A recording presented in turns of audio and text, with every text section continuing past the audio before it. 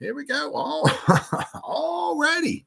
The date, September 19th, 1926. The time. Well, it wasn't Monday Night Football, I can tell you that.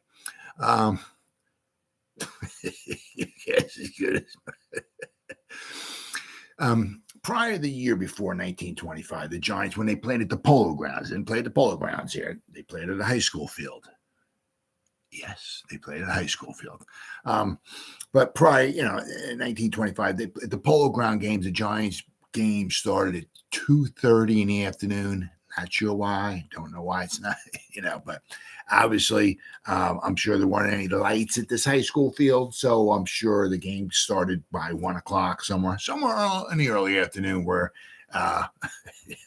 darkness could not overwhelm the game, shall we say. So, all right, the teams, the New York Football Giants and the Trenton AA, Athletic Association, I guess.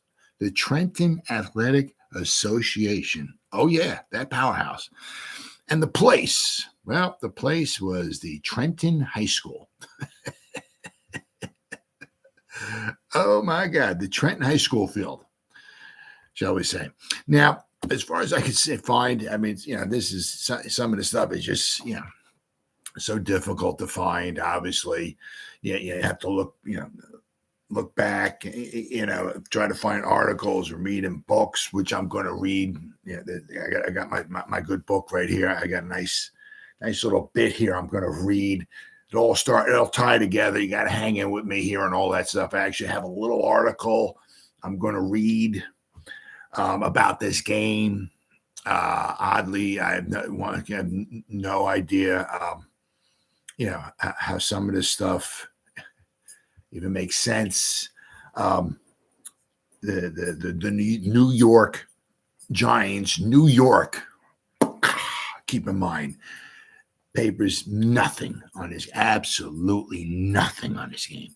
Somehow, for when this game got played in Trenton, New Jersey, 320, a newspaper, 325 miles away, it's pretty far, had a little article on this game in Pittsburgh.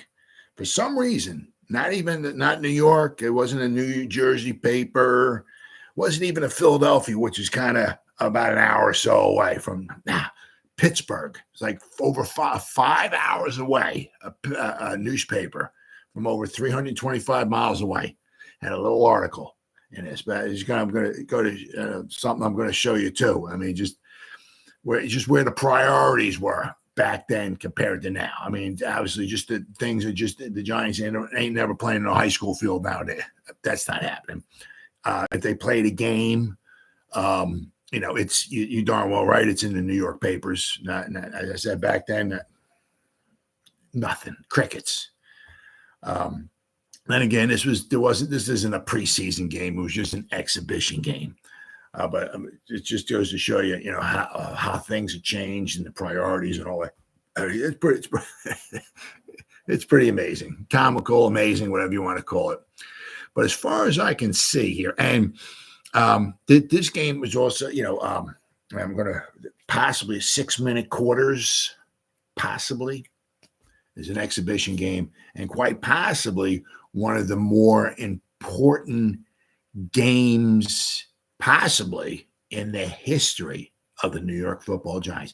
Now, and they didn't not so much saved the Giants, like possibly, or this individual, like he did 1925, but possibly we owe him another huge debt of gratitude. Red Grange. Possibly 2 seasons in a row, we owe him a big New York Giant hug and a thank you and a pat on the back and all that because of him and his greedy owner, C.C. Pyle, cash and carry Pyle, baby. We got quite possibly Steve Owens, quite possibly.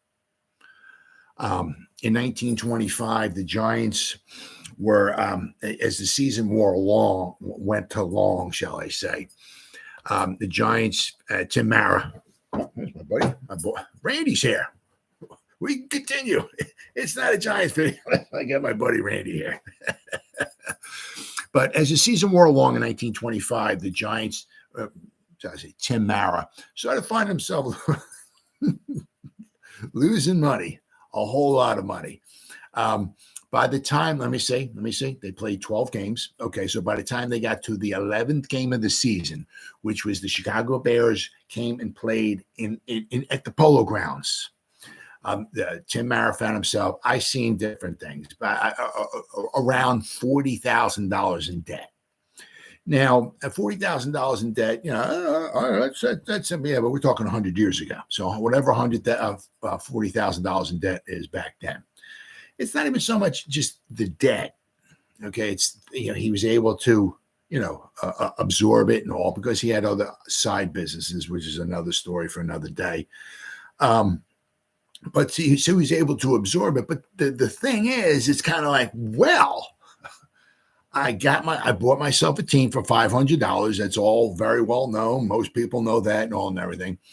But it's just like, it's okay. So I played 10 games so far. I'm 40 grand in debt. We got 2 more games. So, all right, there you go. All right. So I've played 10 games in 1925, $40,000 in debt. So, I'm not the sharpest tool in the shed, but I can figure out $40,000 by 10 games. So you're losing basically $4,000 a game.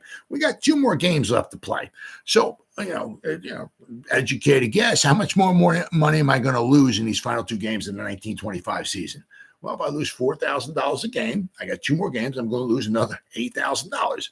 So, at the way things been going, it's like, they played 12 games in 1985. They were 8-4. He's on pace to lose $48,000. But that's not, the problem. It's just that where's the point where I start making some money, right? So if I lose 50 grand in 25 when we play in 1926, I'm going to lose another 50 grand. Where's the point where I start making some money, So but thankfully he was able to absorb that, thankfully. But I mean, it just comes to the thing. It's like, well, how long am I going to lose 50 grand a year? I mean, what am I that stupid? Right? So the 11th game of the season, because Red Grange had just finished out his career at Illinois in 1925, in November of 1925. So he wound up playing, I think, 5 games, and then they went on an exhibition tour. After the season was over, they went down to Florida. They went to New Orleans. They went to Southern California. I think it was Los Angeles, San Francisco, and San Diego. I think they played 3 games there. They went to play the game in Oregon. They played a game in Washington. They went on they played, if I remember, 32, the Bears, not so much Red Grange, but the Bears, they played 33 games, including pre-exhibition games before the season. They played the season and then the games afterward. They played 33 games from September to the middle. So it's September to October, November, December, in about 4 months. They played 33 games. They basically, they finished up in Washington, state of Washington, in the middle of January. So they played that many games. But so Red Grange came in this 11th game of the season in 1925, the Polo Grounds. The place was packed, sold out. The people were sneaking in, and so it was people standing in the aisles. There was a lot of people there. So needless to say, due to this one game and Red Grange, because the people came to see, they didn't see this, they wanted to see the Bears. They didn't want to see the Giants. They came to see Red Grange, who was like Jesus Christ.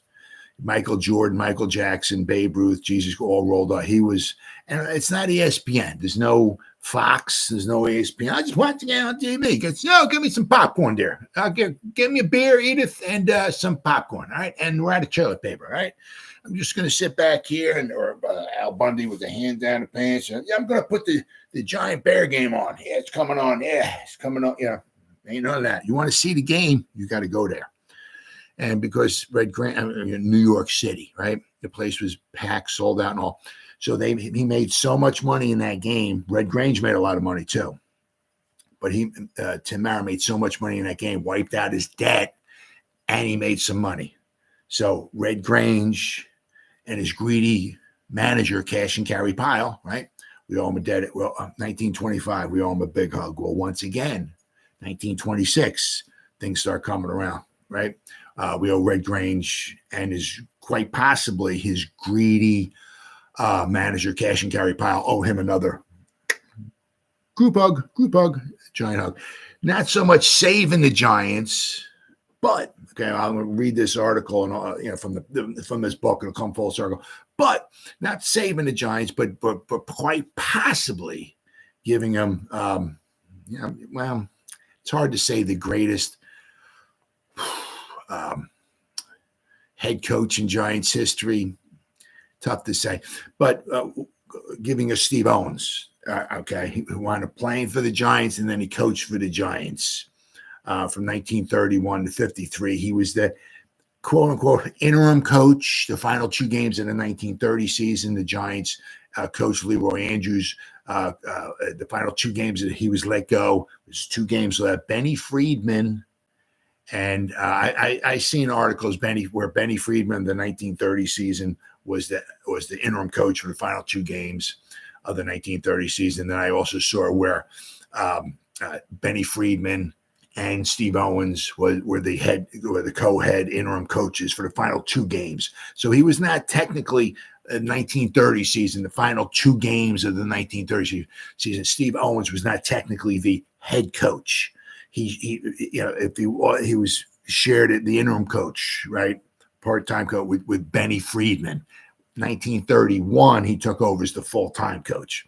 But Steve Owens, from 31 to 53, 23 seasons, he was the head coach of the New York Giants.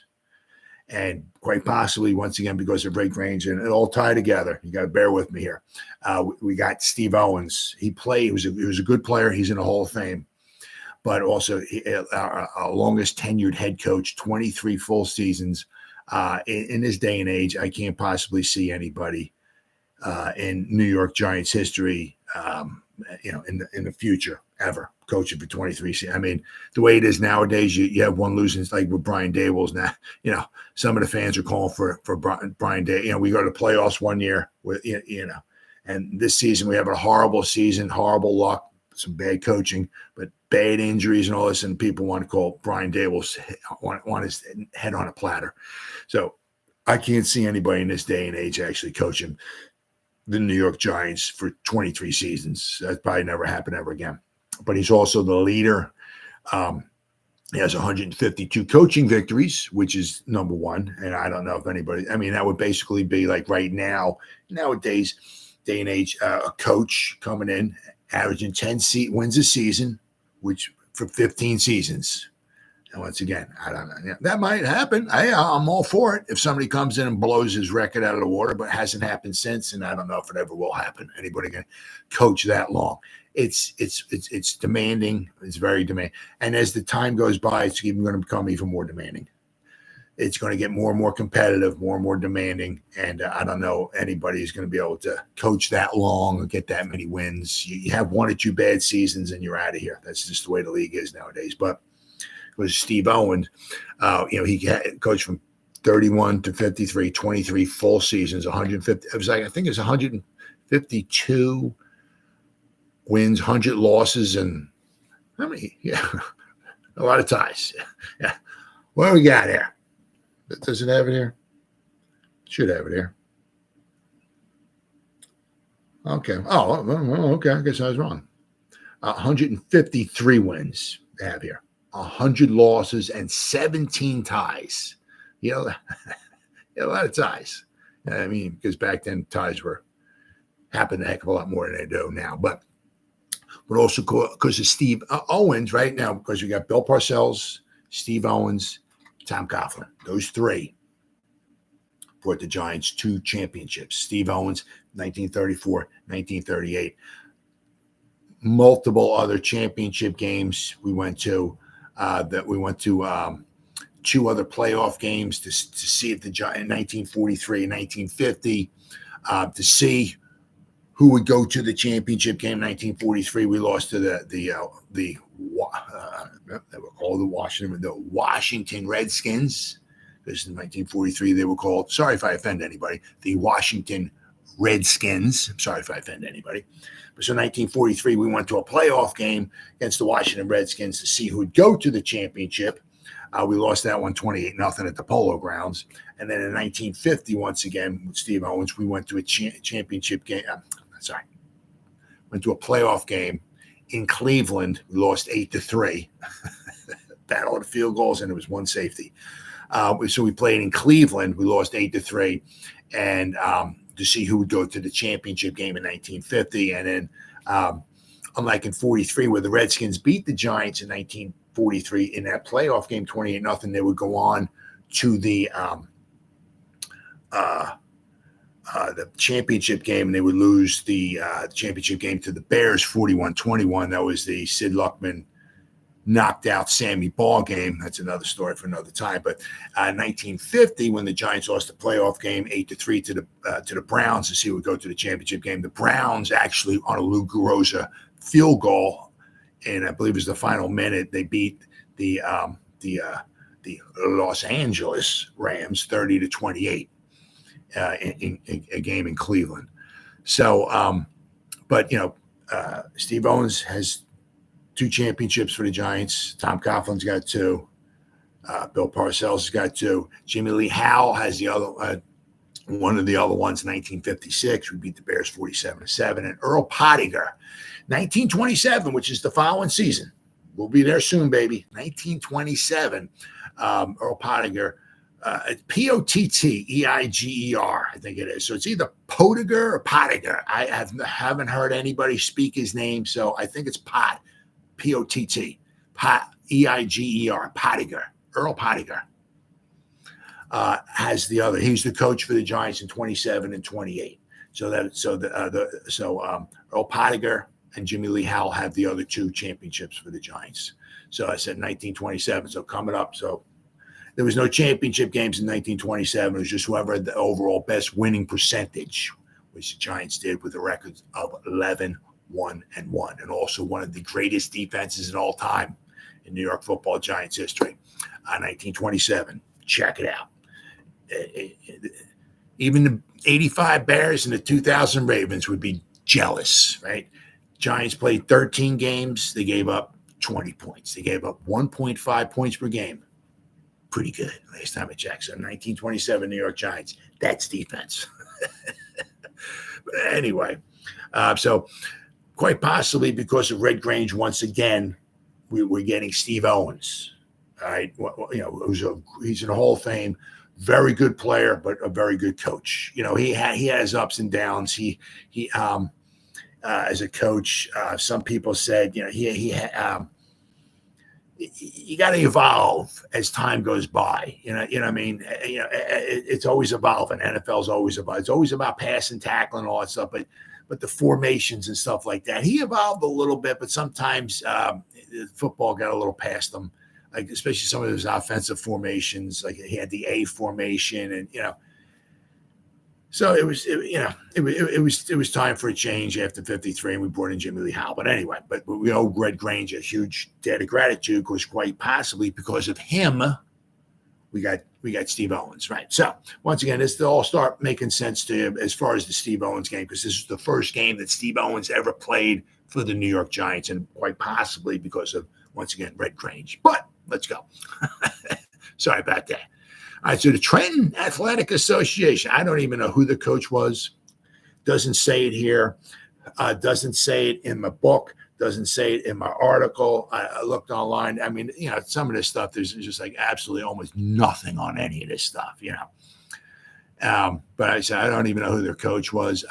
They have a list. Actually, somehow, once again, in Pittsburgh, Pennsylvania, they got an article about this game from 325 miles away. Nothing from New York. Nothing from New Jersey, where the game was played at, right? And somehow they got the starting lineups for the teams.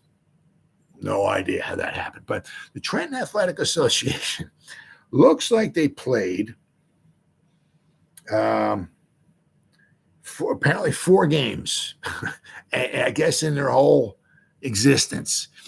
because usually in the Pro Football Archives, you can look at a team, and underneath it, it'll say the season before. You can click on that, and it'll take you to the season before, or you can click on,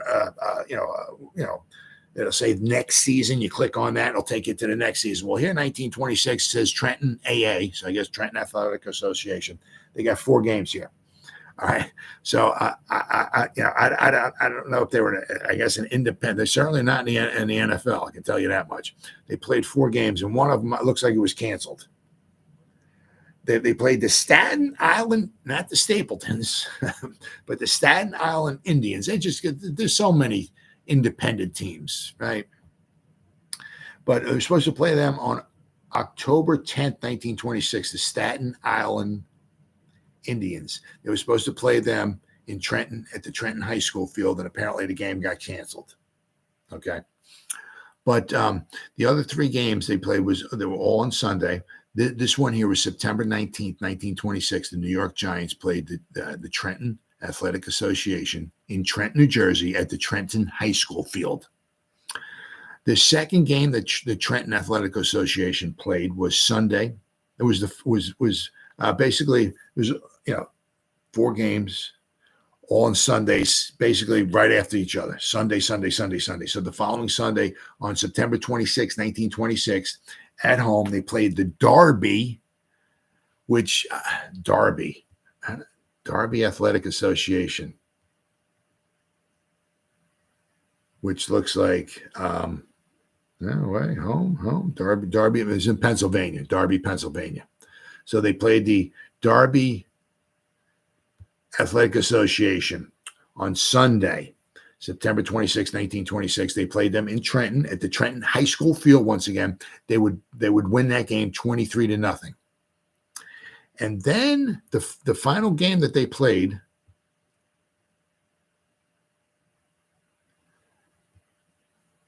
let's see, 1926 Stapleton. I'm thinking Thompson Stadium. It's got to be Staten Island Stapletons. I'm thinking here. Well, it just says the Stapleton, so I'm not exactly sure. Frankford Yellow Jackets just says the Stapletons. I'm trying to figure. I'm trying to see if it's a Staten. It just says Stapleton. Well, interesting. So there's the Staten Island Stapletons, but here it just says on Sunday, October 3rd, the Trenton Athletic Association played the Stapleton. They lost 14-0. They played the game in New York at Thompson Stadium, where I think the Staten Island Stapletons play. I should know more about this, and I do apologize for being a moron and not knowing about this. But I believe Thompson Stadium is where the Staten Island Stapletons played. Let me see here. That's there. 1926 Staten Island Stapletons.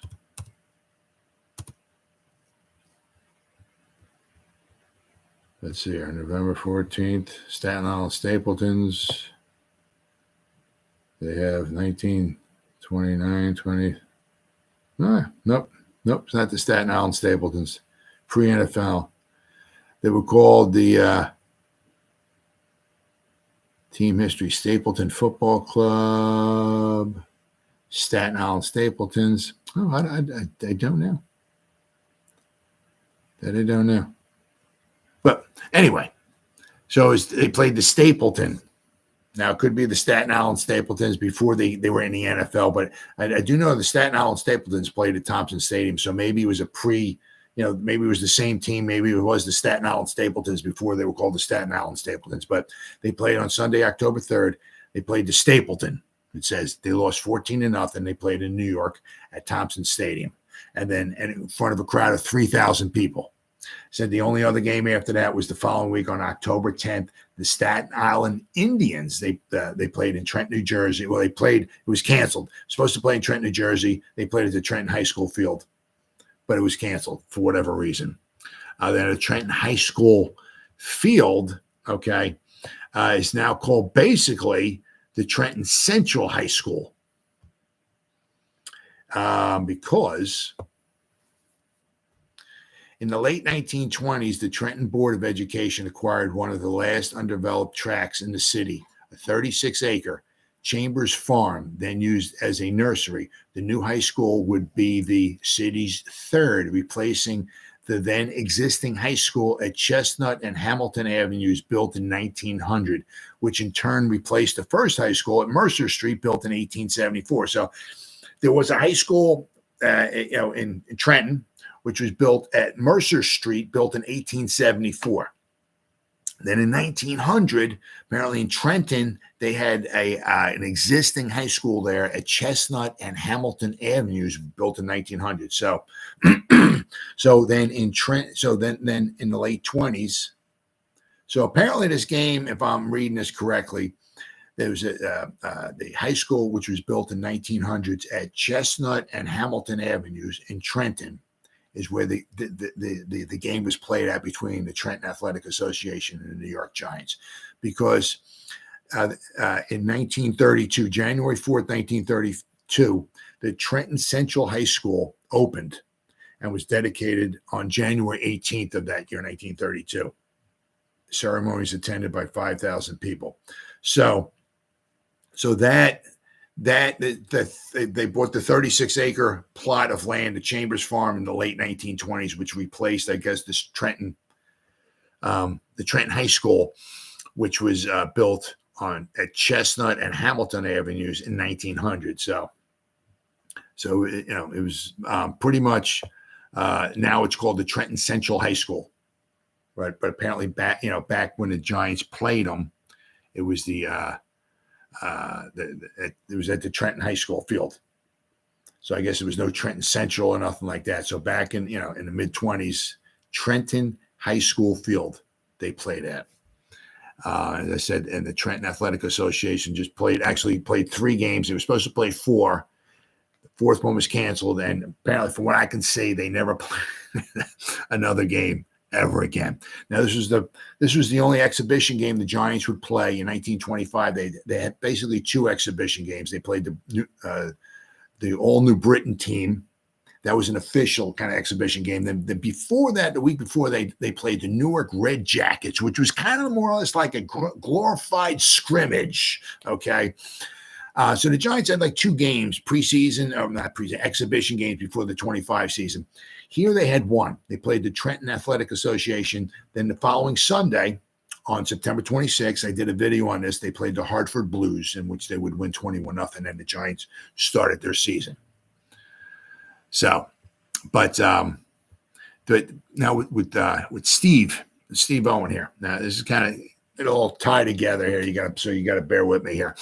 But Steve Owen, he played as a player. He played for the Kansas City Blues in 1924. Actually, Steve Owen actually played a game against the Giants in 1925. So we're going to go over that in just a second here. But 1924, Steve Owens was a player for the Kansas City Blues, who were part of the NFL in 1924. But the Giants did not play the Kansas City Blues in 1924. Why? Well, because the Giants were not part of the NFL. They were not an existing team in 1924. The Giants didn't come until 1925. So Steve Owens started his career with the Kansas City Blues in 1924. Then it somehow, it kind of reminds me, like if you're and I should have looked this up here. I looked this up real fast, so please forgive me here. As I talk, I will go over this here. But somehow in 1925, okay, here we go. 1925. Steve Owens played for 3 different teams in 1925.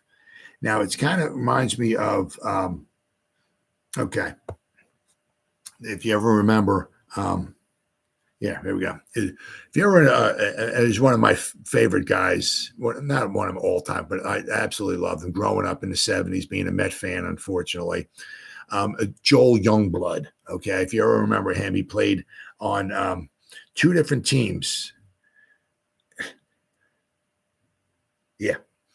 is unbelievable. He got traded and he played for 2 teams in the same day. And not only that, but Joel Youngblood for the Mets. I mean, it kind of reminds me of like a Steve Owens thing. He played for 3 teams in 1925, which I'll go over in just a second. But here, on August 4th, 1982, Joel Youngblood became the only player in MLB history to get hits for 2 different teams in 2 different cities on the same day.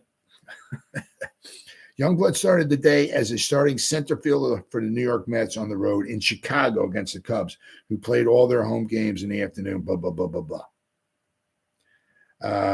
Youngblood drove in 2 runs with a single. He was on deck in the next inning when he was called back to the dugout, where he was informed that he had been traded to the Montreal Expos, who were an up-and-coming team because with Gary Carter and all of that, they were an up-and-coming team back in 1982. So they traded for him. So he was on deck. The next thing was called back. He was informed he was traded to the Montreal Expos. Not only has he been traded, but the Expos had requested Youngblood make himself available for the game later that evening in Philadelphia. So he had to go from Chicago to Philadelphia, as they were particularly short-handed on players. After saying goodbye to his Mets teammates, checking out of his hotel room in Chicago, and then having to return to Wrigley Field to retrieve his fielding glove, Youngblood boarded a 6:05 flight for the O'Hare International Airport and landed in Philadelphia approximately 90 minutes later. He reached Veterans Stadium, where the Expos were playing the Phillies. During the 6th inning, Expos manager Jim Fanning called on Youngblood to pinch hit shortly after his arrival. Facing another future Hall of Famer, Steve Carl, one of the greatest left-hand pitchers of all time. Youngblood reached on an infield single when Manny Trio could not. He was the second baseman. Larry Bow was shortstop. Manny Trio was the second baseman. When Manny Trio could not field the ball cleanly, no one has accomplished this feat since. It kind of reminds me, just something like that, especially if you're a Met fan, wallowing in your another Met season. But anyway, somehow Steve Owens played for 3 teams in 1925. He played for the Hartford Blues in 1925. So the Hartford Blues, though, they were an independent team. The Hartford Blues in 1925. 1926, the Hartford Blues became part of the NFL for 1 season. After 27, the NFL kicked the Hartford Blues out of the league. But in 1925, he played for the Hartford Blues, the independent team, for maybe, I don't know, a game or 2. Then he played for the Cleveland Bulldogs, 1925. All right. But, and then he played for the Kansas City Cowboys. So the Kansas City Cowboys, so there's his 3rd team in 1925. The Giants played, I got to pop it up here. Is this it? There we go. Let's see here. The Giants played and they beat the Kansas City Cowboys. Can I pull this down here? Okay. It was on November 22nd, 1925. Steve Owens was their starting left tackle. Kansas City Cowboys starting left tackle. So he played against the Giants as the Kansas City Cowboys the year before. The Giants would win 9-3. Battle of the field goals, pretty much. So he did play 1 game against the New York Giants in 1925. But it was kind of just oddly, played for 3 different teams in 1 season. Well, then he got a chance to play for the New York Giants in 1926, and he played for the Giants from 1926 to 31. It's like he played again in 1933 as a player, and then in 1931 to 53 he was their full-time head. He was their head coach. And as I said, he was their interim coach with Benny Friedman for the final 2 games of the 1930 season as Leroy Andrews was let go. But but a very influential person for the New York Giants, a great coach, 153 career wins, brought the Giants 2 championships. So we owe, as I'm going to read here, we owe Cash and Carey Pyle, Red Grange, a huge debt of gratitude. So just bear with me here. This is the Steve Owen part of the game. Okay, so just bear with me as I read along here. All right. Once again, I love this book here. I mean, if you're an old time, it's got Y.A. Tittle on the front. If you're an old time Giant fart like me, This goes over. It goes from 1925 to 1962. Goes over basically every season. Gives you quite a few pages on each season, and it's got some good stuff, especially the early stuff. Really, really good. This guy, what's his name? Let's see. Oh, Barry Gautier. He's the author of this. The guy got some very, very good information. I don't know where he got this stuff from, but it's really, really good. Let's see here. So in the 1925 season, Cash and Carry Pyle, the manager of Red Grange, all right, Grange and Pyle had each earned more than $200,000 in the 1925 season. And that was basically, he played the final 5 games for the Bears, and then they went on an exhibition tour. He didn't play the whole season for the Bears. As a matter of fact, he didn't play half the season for the Bears. He played like the final 5 games, and then they played a lot of games on the exhibition tour.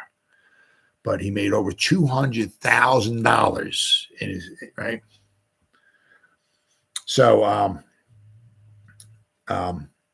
Cash and Carry Pyle, he went up to owner George Hallis and said, look, for the 26th season, hey, look, I'll tell you, I'll give you, you can have Red Grange, because Red Grange was, he was a free agent, right? He's free agent. He can sign whoever he wanted to, because he was that good. He was that popular, and also he could be a free agent, right?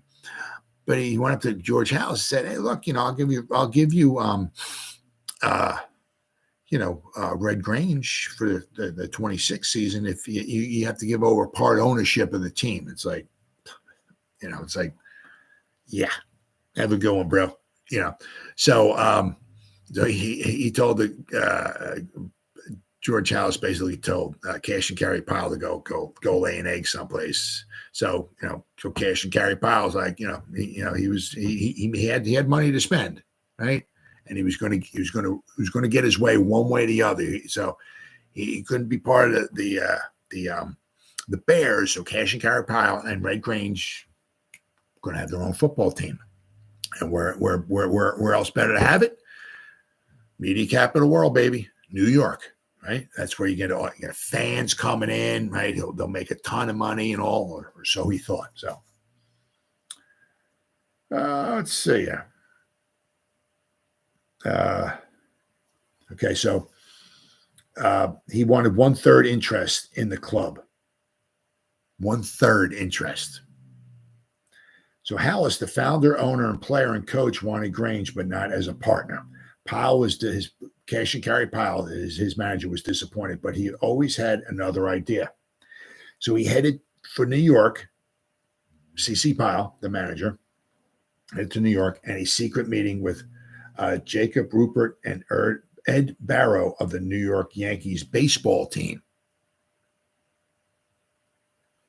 Returning to Detroit with Grange, the two partners stormed the league meetings. So I guess they had league meetings. The NFL had league meetings in Detroit. So he stormed the league meetings.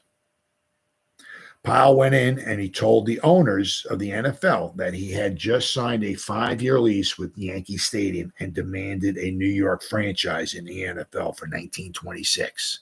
Well, I mean, hey, go to Yankee Stadium, you fill the place up, they make a ton of money. They want to see Red Grange, right? Make money. So he signed I don't know, stupid, but he should have signed like a 1-year or 2-year lease, but he signed a 5-year lease with Yankee Stadium. Right. The owners, the NFL, liked Red Grange, but they disliked Pyle and his arrogant attitude. I would too. When Tim Mara brought up the subject of his territorial rights, because Yankee Stadium and the Polo Grounds are right by each other, territorial right for this. I mean, you gotta remember back then, baseball was huge. You could have the Dodgers, the Giants, and the Yankees all playing in New York City because a lot of people were going because it was popular. NFL was not popular back then. You take two teams, put them right by each other, Yankee Stadium and the Polo Grounds, real close to one another, and you especially if they're playing the games on the same day and stuff, and you take the territory. I mean, you're going to, you're just cutting off your nose to spite your face. I mean, you're really, really hurting yourself financially. So it was territorial rights. So I got my team here. I need so much area. The people that come in and watch my game, you can have someplace else, but it has to be a little farther away. It can't be right next to me. That's what Tim Mara was talking about. He said, you're too close. It's going to hurt us both. But Cash and Carry Powell didn't want nothing to do with that, right? When Mara brought up the subject of his territorial rights, Pyle sneered and stormed out of the meeting. At a hastily arranged truce meeting later that night, Mara suggested that Pyle and Grange play in Ebbets Field, 10 miles from the polo grounds, just 10 miles away. It's not that far. But Cash and Carry Pyle didn't want to have nothing to do with that. So it was 10 miles away from the polo grounds and not within punting distance, which Yankee Field would be. Yankee Field and polo grounds are punting distance basically from one another. And that's too close to have two NFL franchises that close to one another. With the two teams working out home schedules beneficial to both. I'm playing at Yankee Stadium and nowhere else, C.C. Powell snapped. When the meeting broke up minutes later, nothing had been accomplished. In the lobby of his hotel the next morning, Pyle met the press and announced he was going to form a new league directly in competition with the NFL. I'll show you, because he has the money, right? He can buy players, bring players to come in. He can hire coaches, right? He paid oh my God, he paid somebody here $25,000. He paid Bill Edwards, a politician and former Princeton athlete, $25,000 to be their commissioner. $25,000, which is 10 times the amount of that Joe Carr got paid, who was the president of the NFL. Joe Carr of the NFL got paid $2,500. So Cash and Gary Powell, it's like he's just buying. He had the money, so he could do it. Let's see here. So Pyle went to the press and announced he was going to form a new league directly in competition with the NFL. And he said, it's all Tim Mara's fault. He said, every other owner would have voted me in, but Mara had the last word. So he's making Mara. I mean, Tim Mara made sense to me. Territorial rights. You can't have two teams right next to each other. You can't do it. But Cash and Carry Pyle didn't want nothing to do with that. So because being an arrogant fool, he wound up losing a lot of money because his new league he formed only lasted 1926 and everything folded. So Mara and the rest of the league refused to believe that Pyle would trigger a war that could destroy professional football. He said pro football was a hold, but not such a stronghold that it can be kicked about at the whim of any promoter who thinks he sees a chance to pick up a little quick money, said Mara. I don't believe Pyle will be foolish enough to go through with it, but I've already offered to bet Red Grange $100,000 that if we go at each other, neither of us will make a nickel. He said Red Grange is a fine boy and a great athlete, but he's fallen into the hands of Cash and Carry Pyle. He said if Cash and Carry Pyle, if he comes to New York for a pro football war, he'll lose his shirt and that magic 77 along with it. 77. That's the number Red Grange wore. So Pyle didn't scare easily. This all makes sense, right? Because the Giants were going to need players, and this is where they get Steve Owens. They were going to, because of Cash, Carry Pyle, Red Grange, the Giants were going to need players. Hence, they got Steve Owens. So it'll make sense. Hang in there with me. Been almost 45 minutes. I'm just shooting my mouth off, so please forgive me. All right, so Cash and Carry Pyle did not scare easily. He picked up the Rock Island franchise from the NFL, convinced Joe Sterneman to jump to the Bears and form another Chicago team. He hired Georgia Tech All-American Doug Wyckoff at $500 a game, which was huge back then, right? For a Newark club, and Notre Dame All-American Harry Stuhldrayer for the Brooklyn franchise club. Bob Folwell, the coach of the New York Giants from 1925, who was a very good coach. He pried Bob Folwell away, and that's why we got Doc Alexander as our head coach in 1926. So Bob Folwell would have been, if not for Cash and Carry Pyle and all this, Bob Folwell probably would have been our coach in 1926 as well. But Bob Folwell, because of money, he went to the other league. He went to the Philadelphia Quakers, but Bob Folwell was such a good coach that the Philadelphia Quakers won. It was the AFL. Basically, it was called the AFL. So Bob Folwell left the Giants to go to coach the Philadelphia Quakers in the 1926, and the new AFL formed AFL League, and they became champions. So Cash and Carry Pyle pried Bob Folwell and Milstead from the Giants away from the Giants for the Philadelphia Quakers. Now, the Milstead was a player, but Bob Folwell was the coach. Organized teams in Boston and Cleveland and set up a 9th team that would play all its games on the road. Within 1 month, Cash and Carry Pyle had a 9-team league and a name, the American Professional Football League, or the APFL. Some people call it the AFL. He wanted a well-known commissioner, and after sports writer Grantland Rice rejected his offer, Pyle signed Big Bill Edwards, a politician and former Princeton athlete, for $25,000, which was 10 times the salary that the NFL paid President Joe Carr.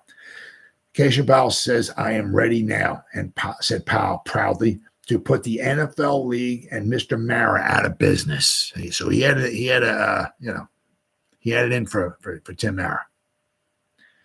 The battle for survival in New York with Pyle's team in Yankee Stadium, Brooklyn, and Newark, and the NFL teams in the Polo Grounds and Ebbets Field was costly even before the season began. To keep players from jumping to the rival league, Tim Mara raised salaries on the average of $50 a game. So he raised salaries on the average of $50 a game. So he raised them about $50 a game to keep players so they wouldn't jump to the other league. So Tim Mara's losing money right there. He signed more players than before on full season contracts and settled back and hoped for the best. He knew he was going to lose money. The only question was how long could he last? Said the loss of Folwell did not hurt the Giants. Dr. March had considered a coaching change since the end of the 1925 season. March, who worked for the Giants. And when Bob Folwell jumped to the new league, March had already picked out his new head coach, Dr. Joseph Alexander, who played for the Giants in 1925. He was their center. He came from Syracuse. He was Dr. Joe, and because of Dr. Joe, that's what actually wound up costing him his coaching career after the 26 season, because he was a doctor. Giants wanted a more full-time head coach, and because Dr. Joe Alexander, he was a doctor in the morning and early afternoon, and in the afternoon and I guess early evening, he would be the head coach or whatever of the Giants. They wanted a more full-time head coach. So after 26, Doc Alexander was gone. But anyway. So Dr. Joseph Alexander, a specialist in lungs and line play, in 1925, Alexander, fullback Jack McBride, and Lynn Bomar all had made the NFL All-Star team. Yeah, because Alexander was a very good center. Giants had very good centers back then. Doc Alexander, and Mel Hein. Mel Hein may be one of the greatest, if not the greatest, offensive lineman of all time. Period. The only NFL lineman ever to win NFL MVP, 1938. Mark it down, baby. So in 1925, Alexander, fullback Jack McBride, and Lynn Bomar all made the NFL All-Star team. With less than 1 month before the opening exhibition game against Trenton, which I'm going to go over, right? Alexander and March hastily set about recruiting a team that had to be good enough and exciting enough to compete with the magic of Red Grange, just across the bridge in the Bronx. So they're just across the bridge. In addition to Milstead, the Giants had lost 4 regulars from the 1925 team. Tackle Fred Parnell, right? Tackle. Who had returned to college to finish his studies, and Paul Jappy and backs Dutch Hendrian and Heine Benkert. In 3 weeks of scouting, So the Giants lost some guys maybe to the other league. They lost other guys at the end. So they were looking for guys. They needed guys. Enter Steve Owens. In 3 weeks of scouting, Alexander and March more than compensated for these losses. In the backfield, they signed 165-pound sprinter Jack Haggerty of Georgetown, Glenn Killinger of Penn State, Walt Kopish of Columbia, and Ranger Grigg of Austin to complement Hinky Haynes, my man, Pots and Pans, and Jack McBride. In the line, they picked up Tilly. Yes, I said Tilly. Tilly Voss, tackle John Alexander, who incidentally got 12 of his friends together, and for the first time, the first game ever the Giants ever played was a scrimmage game against the Newark Red Jackets in 1925. The first ever scrimmage exhibition game. This guy John Alexander got 12 of his friends together. They formed the Newark Red Jackets, played basically like one game. I think they disbanded after that was over with. So this guy, John Alexander, right, who they got, right, to play for him this season. He didn't play for him in 25, but he got some of his friends together, and they formed the team, the Newark Red Jackets. And it was the first game the Giants ever played. And they got centers Art Stevenson and George Murtaugh to fill in within Lynn Bomar, guards Tom Tomlin, Joe Williams, and Art Carney, and center Joe Alexander. Right, so but they needed guys. They had to get guys. It's very important. A lot of it was because of this new league. He was offering the players more money. I would jump too, right?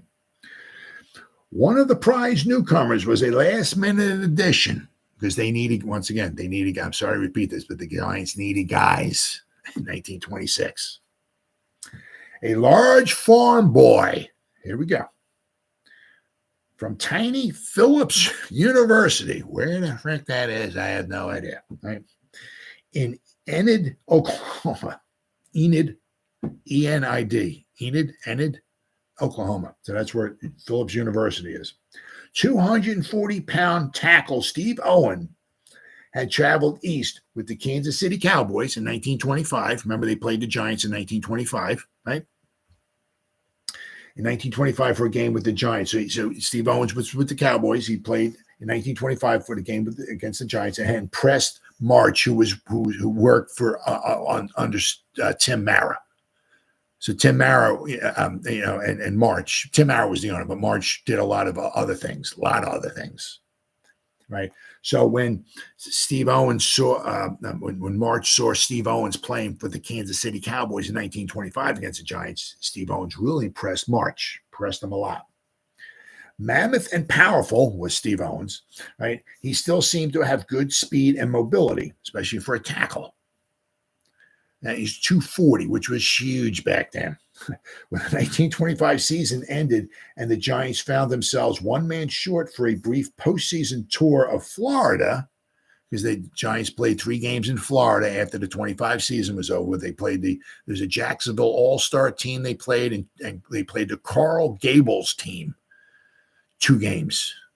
At the end of 1925, the Giants after the 25 season went to play 3 games in Florida. March just happened to remember Owen.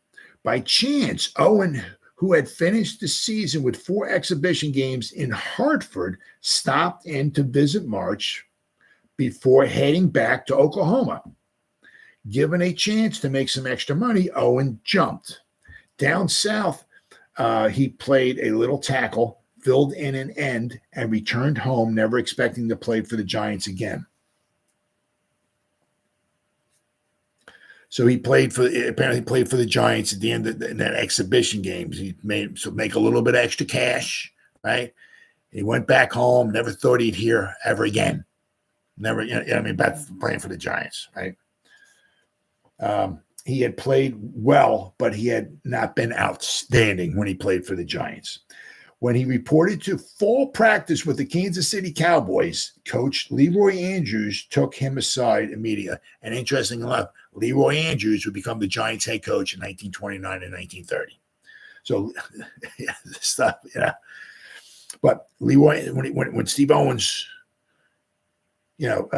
showed up, reported to fall practice for the Kansas City Cowboys. Leroy Andrews, the coach, pulled him aside and said, "Steve," said Andrews, "you are now a New York Giants. I have sold you to Tim Mara for $500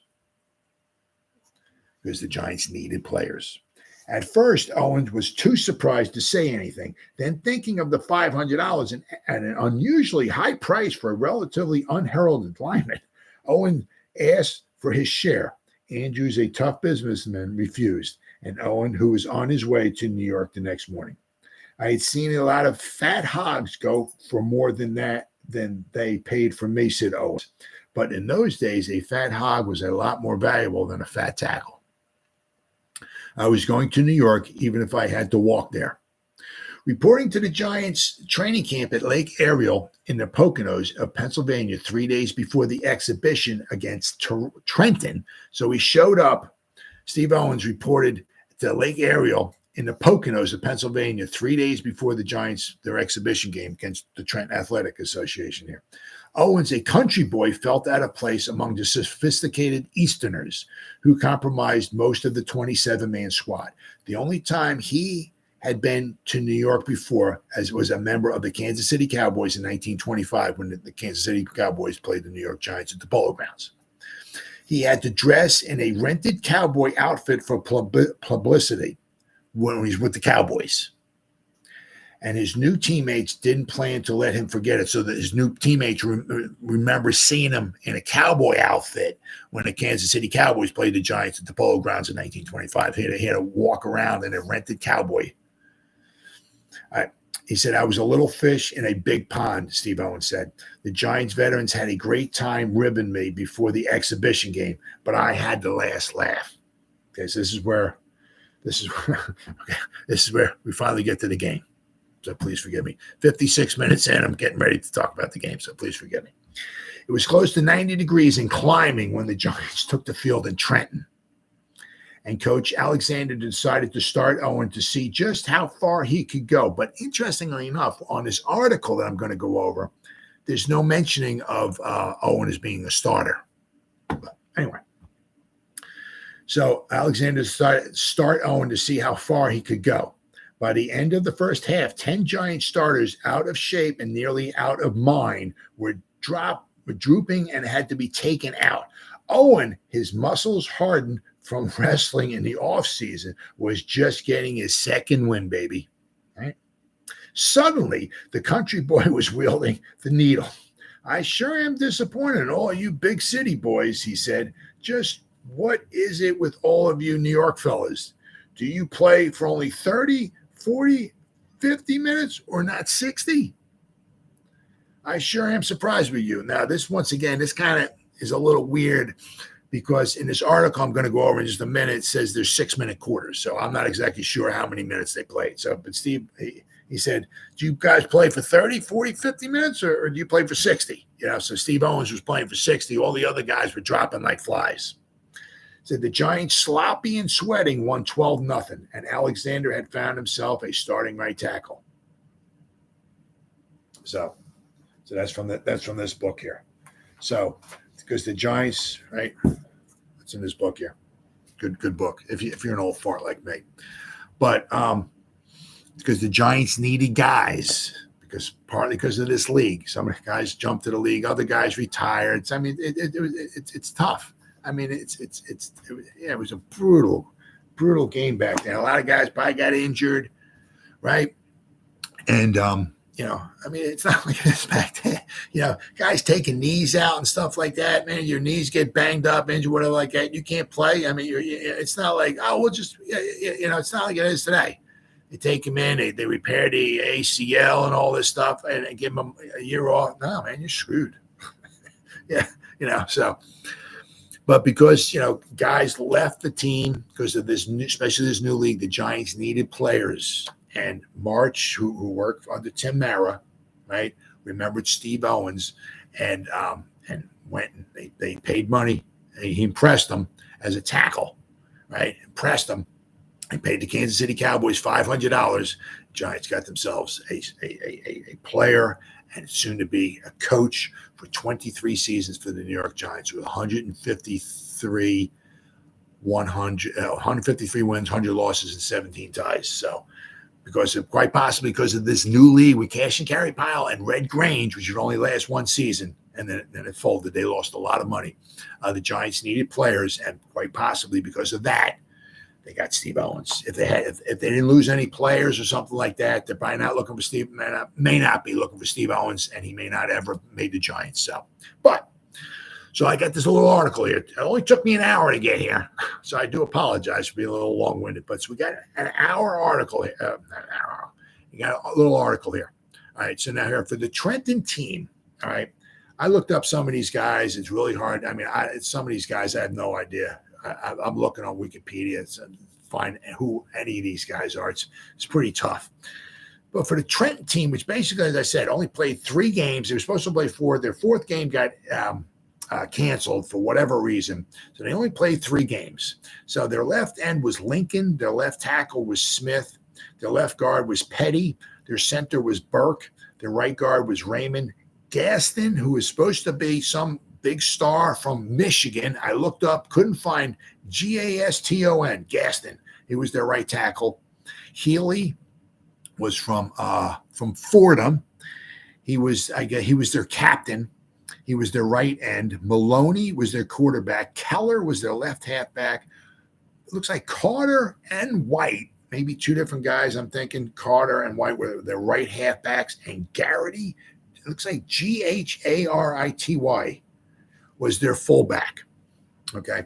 Now the Giants, their left end was Tilly Voss. Yes, I said Tilly. Bayman was their left tackle. Carney was their left guard. Alexander, their coach, Doc Alexander, was their center. Tomlin was their right guard. Reese was their right tackle. Bomar was their right end. Hinky Haynes, my man, pots and pans, scored the first 2 touchdowns in Giants history. Hinky Haynes against the Cleveland Bulldogs. He was their quarterback. Killinger was the left halfback. Murtaugh was the right halfback, and McBride was the fullback. McBride was a very good player for the Giants, especially in 1925. He was the Giants fullback. But note, in this here, right, there's no naming of you don't see Owens as a tackle. So these are the starting lineups. Apparently, I don't know where this is from. The Pittsburgh. Hold on here. Come on. Is that it? No, that's not it. It's going to pop up. This is from the Pittsburgh. Hold on here. Please forgive me. I should be better at this here. September morning. All right. Here we go. It's going to pop up. From the Pittsburgh Post. Okay.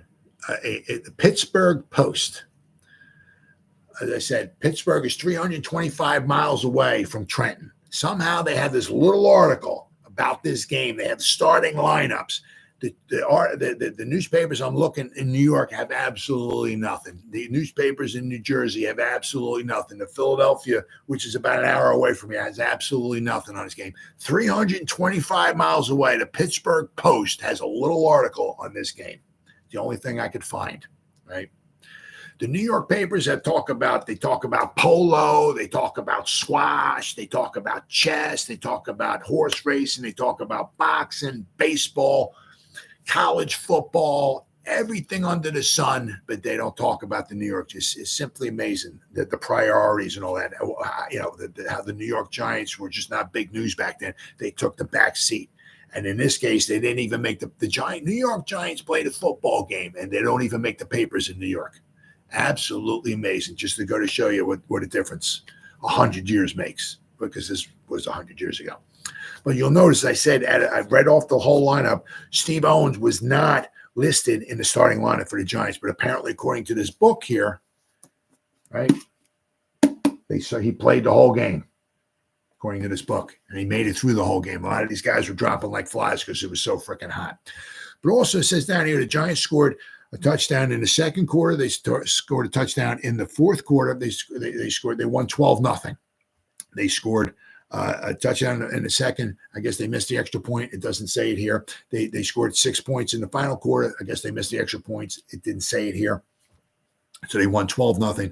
Said the touchdowns were from Haynes and Haggerty. The referee was Madden from Yale University. The umpire was Hall from Muhlenberg. I think it was Muhlenberg College. So there were two. There was a referee and an umpire. It was two refs. But also at the bottom of the article down here, it says time of periods, 6 minutes. So in his book here, Steve Owens is like, you guys played for 60 minutes or what's going on? You know, maybe they only played 6 minutes, maybe because it was so hot. I don't know. But in the book here, it says Steve Owens says, you guys played for 30, 40, 50 or 60 minutes. So this book is saying that maybe it was a 60-minute game, but maybe because of the heat, they only played 6-minute quarters. So maybe they only played 24 minutes. But at the bottom of this, from the New York Post, I'm sorry, the Pittsburgh this Pittsburgh paper, I'm sorry, not the New York Post, the Pittsburgh paper here. Bottom of the article, very, very bottom, it says time of periods, 6 minutes. So maybe they played a 24-minute game. I don't know. But let's get to this article from the Pittsburgh paper, right? It's the only thing I could find. It says the Giants triumph. Trenton, New Jersey, September 19th. The New York Giants were extended to the limit here today to gain a 12-0 decision over the Trenton club before a big Sunday crowd. Now, big, who knows?